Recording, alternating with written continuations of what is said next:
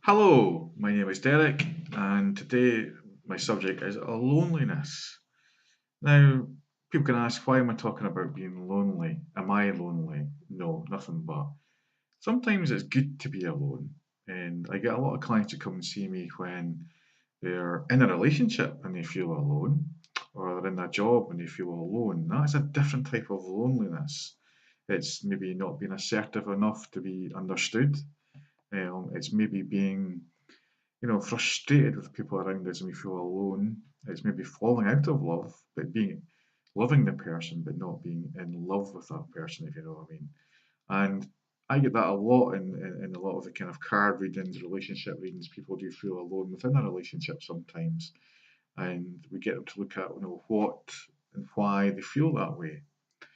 And very often, it's simple little things that they've lost the communication between themselves, and they don't talk about how they feel. And if you've had a difficult relationship and you find yourself being alone, a lot of people fear being on alone. But it can be a good thing because we have to look at ourselves. We have to look at, what sort of person we are and what we enjoy, what we like to do when we're on our own, and what sort of coping mechanism we have. Now, I found meditation and walking and all that sort of stuff when I was on my own. And you get to a point sometimes when you sort of say to yourself, well, I can't change what's happened, but I can change how I feel about it. And that's what being alone is about. We can change how we feel about being alone.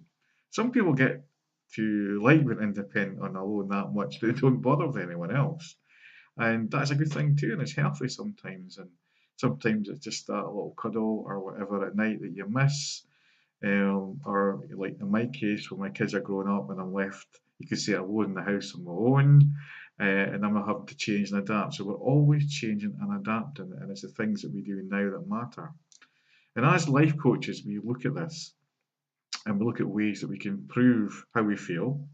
We look at ways that we can adapt to certain situations, and we say look at plans, and we're using a bit of it called CBT, and we look at if I'm in this situation, what can I do? Some people get into a situation where they turn to drink, drugs, or whatever, and it's very negative because that's a coping mechanism. So we've got to look at other forms of coping mechanisms and other things that we can do in life. Now, when I'm alone, I like today, I maybe write some blogs, maybe have the time to explore ideas in my mind and do mind maps and stuff like that. And very often, I need to be alone to generate that thought. So we can turn being lonely into a positive.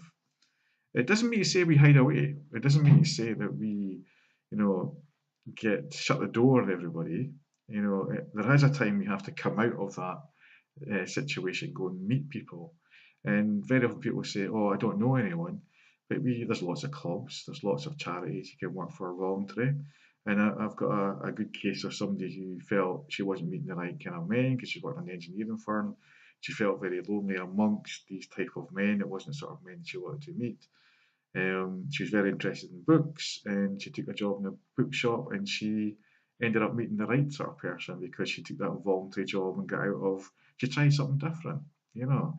So what I'm saying to people, this is a sad time of year for some, coming the winter, the dark months, is find something that you enjoy doing, and you can only do that by trying something different. Whether it's trying knitting, some people like to do that, and it's just that doing something. Whether it's going to the gym and trying something different if you've not been into the gym, stuff like that. So it's a good social network sometimes, or even going to see a movie or a different sort of movie in some of the older cinemas or groups or whatever. There's loads of clubs that are always looking for volunteers or new members. That doesn't always have to cost the earth. If you're into developing spiritually, there's a lot of groups and stuff online. There's a lot of stuff that you can get involved in. It doesn't cost too much, and a lot of people are looking for help in areas to just generate more people interest.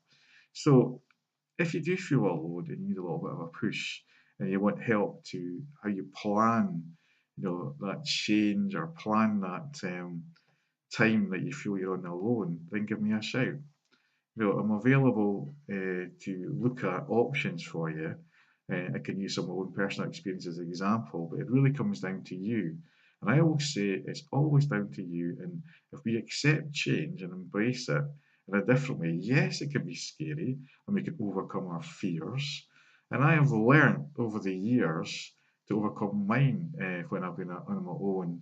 And it gives us that chance to process what's just happened as well. And sometimes we need that time to be alone and sort of stare into space and doing a bit of mindfulness in ourselves. So never fear being alone. Use it as a positive and as a self-development.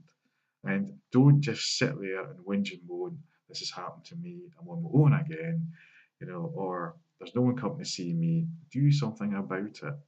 And don't be frightened to ask for help. So I'm always here anyway. So thanks for listening. Hope you enjoy this blog with some of the ideas and inspiration that I've had and give and links to different things that's helped me deal with my loneliness at times and also it's helped me to invigorate others as well. So thanks again for listening and hope you enjoyed the blog.